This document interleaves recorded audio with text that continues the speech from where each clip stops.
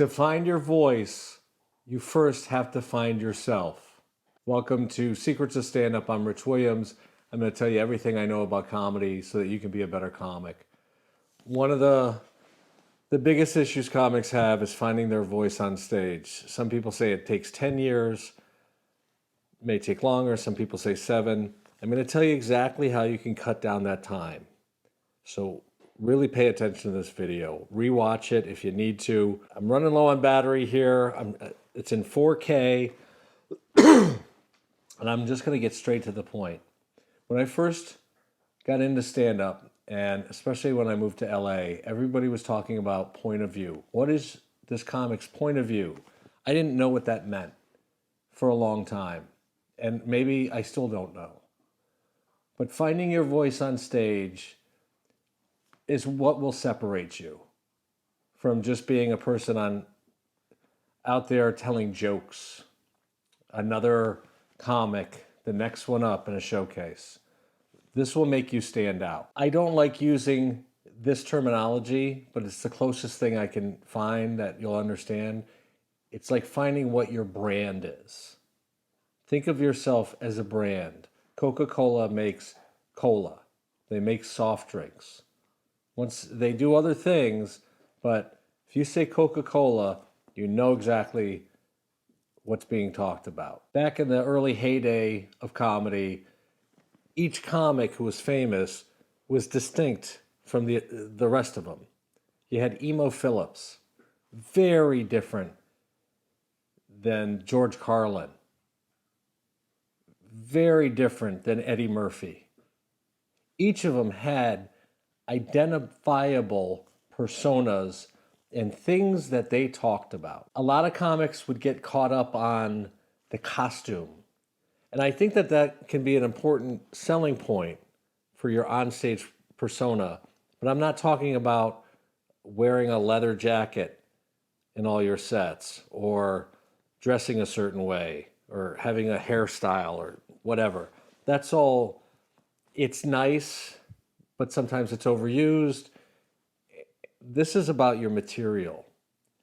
The way to find your voice is to figure out what you actually think about things. When you do stand up enough and for long enough, that will develop naturally, because in the process of writing, you'll start figuring out the types of jokes that you like writing, the things that resonate with you. But doing it that way, it's kind of like a rudderless ship.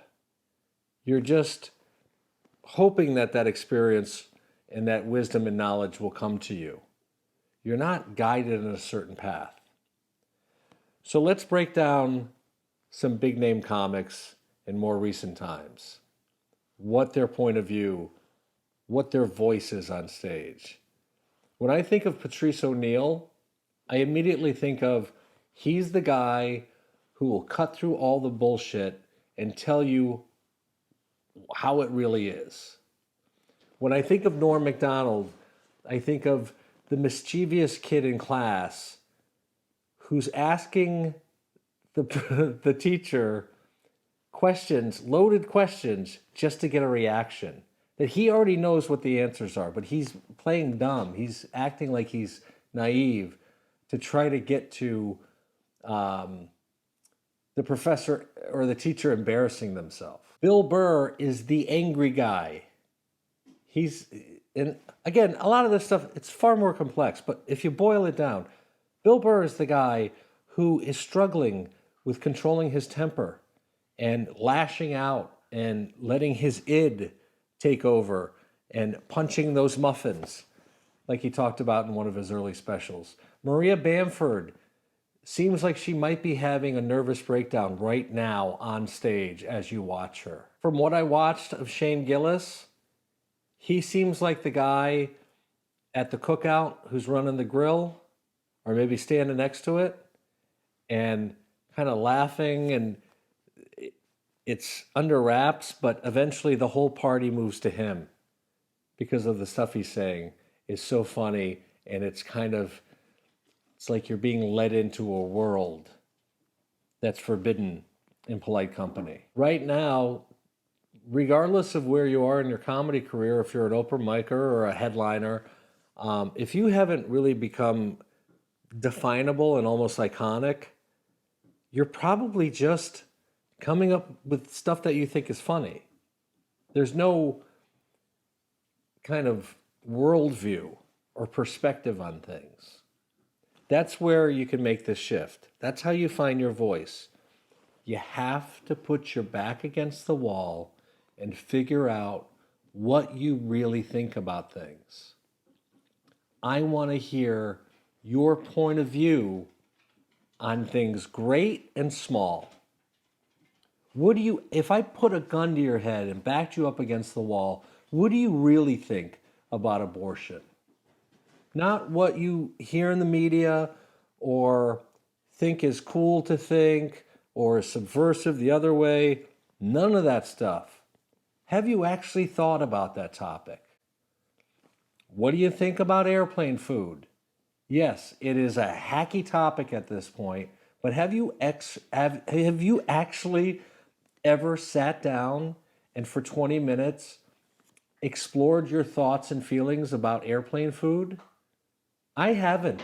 But sitting here right now and just thinking about it for 5 minutes, I actually like airplane food because it breaks up the monotony. I don't have the foresight to bring my own meal onto a plane, and I'm traveling for 5 hours, so I'm appreciative of it. Yeah, it might taste horrible. It might be overpriced now because they jack all these fees on the flights, but I like watching the stewardess bring the cart up and like just seeing the interactions with people and seeing what people are going to get pissed off about and having that little bit of something to eat. You have to figure out what you believe. And don't try to restrain it or tame it. Let it all come pouring out. This is a writing exercise I gave early on, and I want to delve into it a bit more because this is how you're going to find it out. Start at the top of a page of paper and write an issue or a topic or something you haven't really considered. And write about it, stream of consciousness, where you don't stop typing or you don't stop writing in your notebook. You don't try to think about it in terms of, I'm going to craft this or craft that. Write it all out, whatever comes to your mind. I did this on the topic of heaven. I just wrote heaven, and I was typing, and I kept typing. And I'd write, well, I was raised Roman Catholic when I was little, and then my grandfather got remarried to my step-grandmother, Dixie, and she was Southern Baptist, and they spoke in tongues sometimes, and she thought I was casting spells on her because I was playing Dungeons and Dragons, so she made the sign of the cross with vegetable oil that she said a prayer over, which to me seemed like casting a spell, and then she made me light it on fire. And then I moved back in with my family up in New York, and they were regular Baptists, not Southern Baptists. And then I went through a phase where I was agnostic. And the more I kept writing, and then I'd write, I don't know what to write. I don't want to do this. I don't know. It finally came to me. Really the only pictures I had in my head of what heaven could possibly look like was from New Yorker cartoons. That's what stood out to me. I would see these cartoons and they're black and white, just ink, and you see the pearly gates and St. Peter out in front like a bouncer. And I wound up, a joke just came. I'm like, if gates are the only thing keeping people out of heaven, heaven's going to be filled with Guatemalans. And now I'm not saying that Guatemalans shouldn't be in heaven. What I'm saying is they figured out gates and fences and walls down here on earth. And I have to think that heaven is far more alluring than El Paso. Now, whether or not that's a good joke, bad joke, who cares? I started getting clear on different things that I was just numb to, that I didn't explore. Write things down. you don't have to write jokes for this. Explore what you think about the world, your place in the world. What is depression really like? What are the good parts about being depressed? Go take a walk and just ponder something. Should we be using electric vehicles? And then take a belief that you have, that you're firm in, and play devil's advocate. Go the opposite way. Make the best possible case you can against what you currently believe. If you firmly believe there are UFOs, spend 20 minutes or an hour writing all the reasons why there aren't UFOs. Because out of that, you may change your beliefs or you may strengthen them. Either way, your mind is going to be sharper about UFOs or debunking them. And this is true of any joke that you're telling. Because a lot of times we're just picking up little pieces of what's floating out in the culture and we're coming up with something quick and funny to say about it. But there's so much more to it.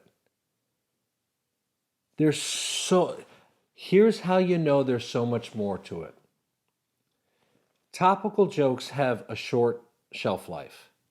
They'll be on Twitter, they'll make all the jokes when something big happens, and then it seems stale after a week. When Dave Chappelle releases a special, I tune in. People in general do, but I tune in because I want to hear his point of view on that topic. I still don't know if it's Jussie Smollett or Jesse Smollett. Because he says Smollett, I forget if he changed the first name, and I have to really try to think about it. Imagine how much thought he gave to that bit. That's why it doesn't matter that it might be a stale topic. It's not stale for Dave Chappelle fans until Dave Chappelle has done it. We're trying to be pleasing to the audience. And never forget that. That's very important. You're there to make them laugh. However, it seems like the comics that are very successful are somewhat polarizing. People in general that are successful are polarizing. The people that hate them and the people that love them both lift that performer up. You'll see it in politics, and it's gotten way more drastic. But think about point of view or what a politician's voice is, what they stand for. And I don't like to talk about politics on this channel, so I'm going to use two polarizing examples without saying one's good or one's bad. That's irrelevant to this. Barack Obama. People loved him. People hated him. Donald Trump. People loved him. People hated him. Both of them were president. Both of them will be in the history books because of that dichotomy. And you're very clear on both of them and what their point of view is, what their voice is. Whether you like it or not, you know where they're coming from. Be that as a comic. Be the comic that cuts through all the noise that any person on the street could come up with and put your stamp on things. If I asked you right now, do you like dogs? You might say, yeah. And I go, why? Well, they're good companions. They're cute. I like petting them. You know why I like dogs? Because they trust me. They're trusting little creatures. My dog Willie, he's 11 and a half pounds. Bingo, she's an Australian Shepherd. She's probably 55 pounds. Little Willie will scooch up underneath Bingo's big fangy jaw her mouth and antagonize her enough until she will reluctantly give him kisses. I love dogs because no matter what I do, they love me. They count on me. They accept my love. They're not going to break up with me. They're so intelligent. I had 2 other Australian Shepherds years ago, Buddy and Molly. Molly was a smaller female. Buddy was a big red tri, as they call him, male. And Molly loved this toy, but Buddy wanted the toy one time. And so he went, I used to leave the back door open in one of my apartments. He looked at the toy, he couldn't get it from her, so he went out like he was going out to the bathroom. Molly looked up, she always wanted to be with Buddy. She scooted out, he ran right back in and got the toy. That's why I love dogs, not because they're good companions. I've thought about it. You need to open that window into what you really think and believe, who you are as a person out here amongst all the other people. What's important to you? What are you skeptical of? What are you willing to compromise? What are your values? Once you figure all that stuff out, the jokes will just come. And you'll be able to prune away all the things that don't fit your voice. The easy jokes that don't really seem to fit in anywhere. That was always my problem. My point of view, my voice, for the longest time, was treat everybody with the dignity and respect of making fun of them. Everybody can be teased. Everybody can be joked with. I built my act around it. The problem was I didn't have enough of it. The whole front part of my act were jokes about dating. And then I would do other chunks about experiences that I had. And then it wasn't until the final third of my show that I would really get into that type of material. Of, hey, fuck what society says. I'm going to treat you with the respect that you can handle a joke, that you're not an infant, that you don't need protection from words. That I'm doing this because I recognize the bond between us, because we're the same despite our differences.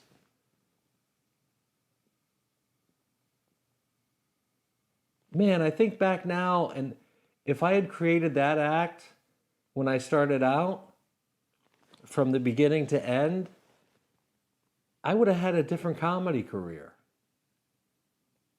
This is a daily practice. It's not going to happen overnight.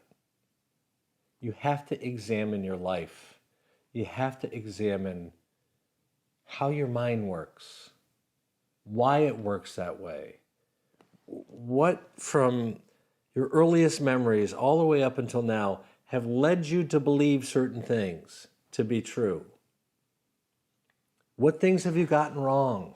The big payoff by doing this, a daily examination of what you really think deep down and writing it, journaling, maybe videotaping yourself at the end of the day, just talking about what your experiences were or what your answers to the big and small questions are, is you'll have a lot more confidence when you go out there on stage and you talk about these things. You'll also get to know yourself so much better, and you'll enjoy your own company a whole lot more. I appreciate you watching this. Hopefully it turns out all right. I don't know about the batteries. I'm putting it up. I talked to a friend for like 3 hours tonight. For the people who have sent me videos, I'm going to get to it over the next couple of days, reviewing your sets. That's still an open offer to anybody who watches these videos. My email is in the description. Send me a link to a set. I'll review it. There's no charge. I'm making 100 videos in 100 days. I think I'm on day 34. That's it. I'm looking forward to getting to know you. Oh, I had to end it on such a cheesy note. All right.